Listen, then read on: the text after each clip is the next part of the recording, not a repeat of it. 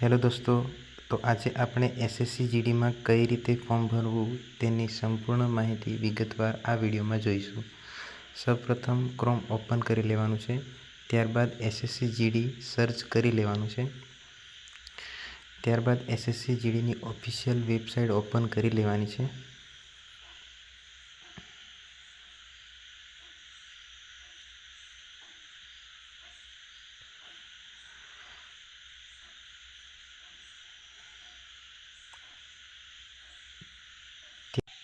Website open કર્યા બાદ login register પર ક્લિક કરી લેવાનું છે.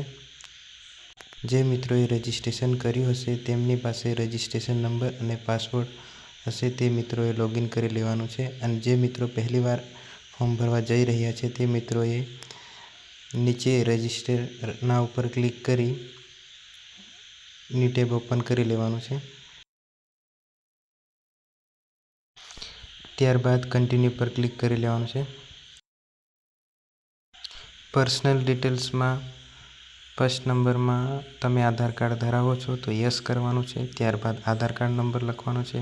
ત્યારબાદ ફરીથી આધાર કાર્ડ નંબર લખવાનો છે. ત્યારબાદ ત્રીજા નંબરમાં કેન્ડિડેટ નેમમાં તમારા માર્કશીટ ઉપર જે રીતે નામ હોય તે રીતે તમારું નામ લખવાનું છે. ત્યારબાદ વેરીફાઈ કેન્ડિડેટ નેમમાં તમારે ફરીથી નામ લખવાનું છે. પછી ત્યારબાદ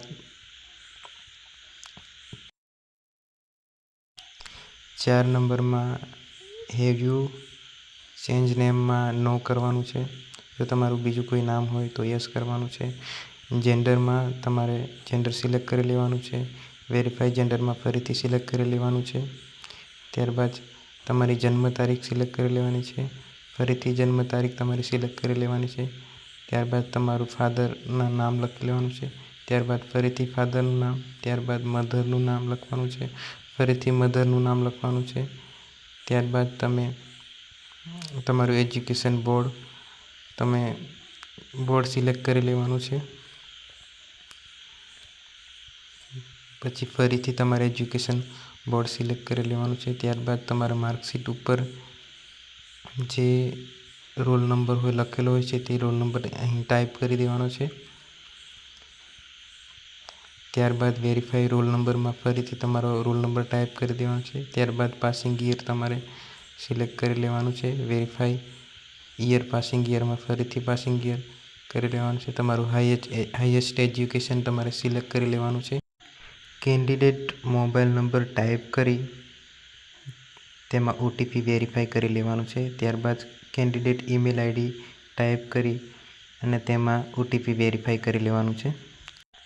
સેવ એન્ડ નેક્સ્ટ પર ક્લિક કરી તેને સબમિટ કરી દેવાનું છે. ત્યારબાદ તમને રજિસ્ટ્રેશન નંબર શો થશે. મિત્રો, તમે જે નંબર અને ઈમેલ નાખ્યો છે તેમાં તમને મેસેજમાં તમારો રજિસ્ટ્રેશન નંબર અને તેનો પાસવર્ડ મોકલી દેવામાં આવશે. કન્ટિન્યુ પર ક્લિક કરી તમે લોગિન વાળા પેજ પર આવી જશો. ત્યારબાદ તમને ટેક્સ્ટ મેસેજમાં કાં તો ઈમેલમાં તમને મેસેજ કરવામાં આવ્યો હશે. તેમાં રજિસ્ટ્રેશન નંબર તેમજ પાસવર્ડ આવ્યો હશે. તે તમારે અહીંયા ફિલ કરીને તમારે લોગિન કરી લેવાનું છે. રજિસ્ટ્રેશન નંબર, પાસવર્ડ નાખી સાઇન ઇન પર ક્લિક કરી દેવાનું છે. ત્યારબાદ તમારે મિત્રો નવો પાસવર્ડ બનાવવાનો આવશે. તમારે જે જૂનો પાસવર્ડ છે તે ઓલ્ડ પાસવર્ડમાં લખી દેવાનો છે. ત્યારબાદ ન્યૂ પાસવર્ડમાં તમારે જાતે પાસવર્ડ બનાવી દેવાનો છે. ત્યારબાદ નીચે કન્ફર્મ પાસવર્ડમાં તમારે ફરીથી જે તમે ન્યૂ પાસવર્ડમાં લખ્યું હશે તે ફરીથી તમારે ટાઈપ કરી દેવાનું છે. સિક્યુરિટી ક્વેશ્ચન 1માં તમારે કોઈ બી ક્વેશ્ચન સિલેક્ટ કરી તેનો આન્સર ટાઈપ કરી દેવાનો છે. તેમજ તે જ રીતે નીચે પણ કોઈ બી સિલેક્ટ કરી તમારે આન્સર તેનો ટાઈપ કરી દેવાનો છે.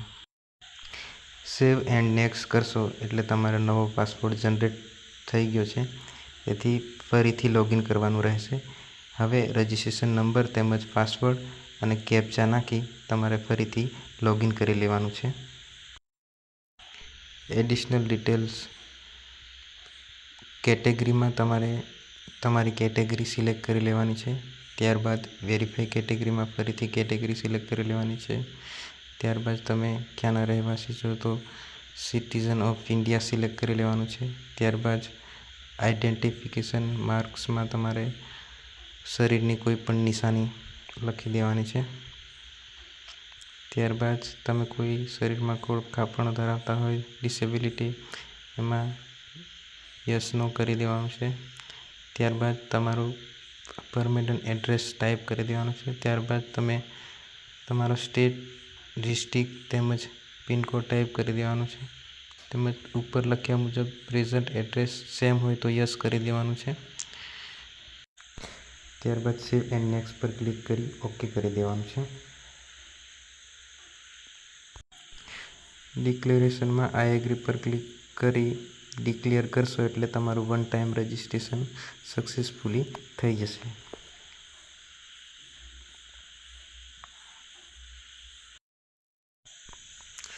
હવે મિત્રો જીડી કોન્સ્ટેબલમાં ફોર્મ ભરવાનું છે, તો એપ્લાયના બટન પર આપણે ક્લિક કરવાનું છે.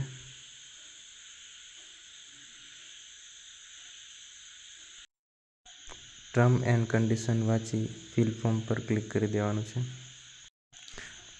ત્યારબાદ તમારી પર્સનલ ડિટેલ આવશે, તમારે ચેક કરી લેવાની છે. ત્યારબાદ નેક્સ્ટ કરી દેવાનું છે.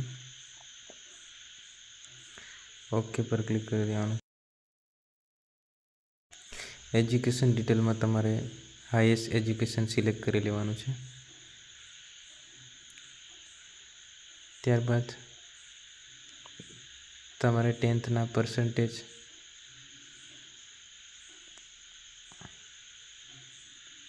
ટાઈપ કરી નેક્સ્ટ કરી દેવાનું છે. ત્યારબાદ ઓકે કરી ત્યારબાદ તમે કોઈ એક્સ સર્વિસમેન છો તો નો કરી દેવાનું છે.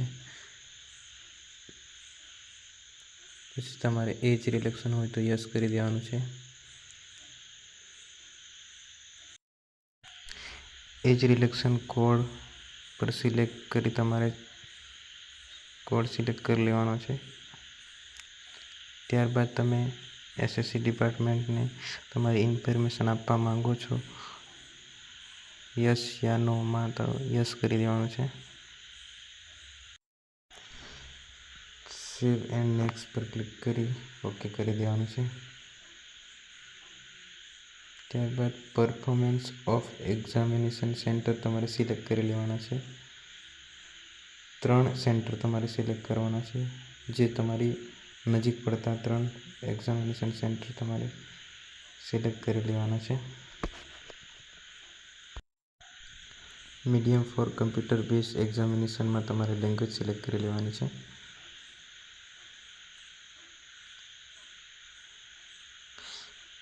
Verify medium for computer base એક્ઝામમાં ફરીથી તમારે લેંગ્વેજ સિલેક્ટ કરી લેવાની છે. જો તમે એનસીસીની સર્ટિ ધરાવતા હોય તો યસ કરવાનું છે. જો તમે સ્પોર્ટમાં કોઈ ડિસ્ટ્રિક્ટ નેશનલ લેવલ સુધીનું સર્ટિફિકેટ ધરાવતા હોય તો યસ યા નો કરવાનું છે. સ્ટેટ ડોમિસાઇલમાં તમારે સ્ટેટ સિલેક્ટ કરી લેવાનું છે.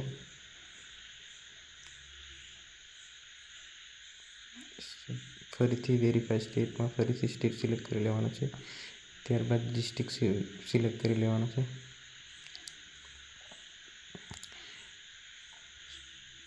ફરીથી ડિસ્ટ્રિક્ટ સિલેક્ટ કરી લેવાનું છે. Have you migrated from the સ્ટેટમાં નો કરી દેવાનું છે. પરફોર્મન્સ ઓફ પોસ્ટમાં તમારે પોસ્ટ ડિટેલ પર ક્લિક કરી પોસ્ટના કોડ જોઈ ક્રમ વાઇઝ તમારે જે તમને મનપસંદ પોસ્ટ હોય તે, જેને તમે પહેલી પ્રાયોરિટી આપવા માંગતા હોય તે રીતે ક્રમ વાઇઝ તમારે ટાઈપ કરી દેવાના રહેશે. ત્યારબાદ સેવ એન્ડ નેક્સ્ટ પર ક્લિક કરી ઓકે કરી દેવાનું રહેશે. ત્યારબાદ તમારે લાઈવ ફોટો કેપ્ચર કરવાનો રહેશે. લાઈવ ફોટો કેપ્ચર પર તમે ક્લિક કરશો એટલે તમારો કેમેરો ઓપન થઈ જશે. ફોટો કેપ્ચર કર્યા બાદ તમારું સિગ્નેચર તમારે અપલોડ કરી અને સેવ અને નેક્સ્ટ પર ક્લિક કરી દેવાનું છે. ત્યારબાદ તમારે પ્રીવિયસ ફોર્મમાં તમારી પૂરી માહિતી ફરી એકવાર ચેક કરી લેવાની છે. ત્યારબાદ સેવ અને નેક્સ્ટ પર ક્લિક કરશો એટલે ડિક્લેરેશનમાં આઈ એગ્રી પર ક્લિક કરી કેપ્ચા કોડ નાખી સબમિટ પર ક્લિક કરશો એટલે તમારું ફાઇનલ સબમિશન થઈ જશે. ત્યારબાદ તમારે પ્રિન્ટ એપ્લિકેશન પર ક્લિક કરી પ્રિન્ટ આઉટ લઈ લેવાની છે. તો મિત્રો, આવા જ વિડીયો જોવા માટે ચેનલને સબસ્ક્રાઇબ કરવાનું ભૂલતા નહીં.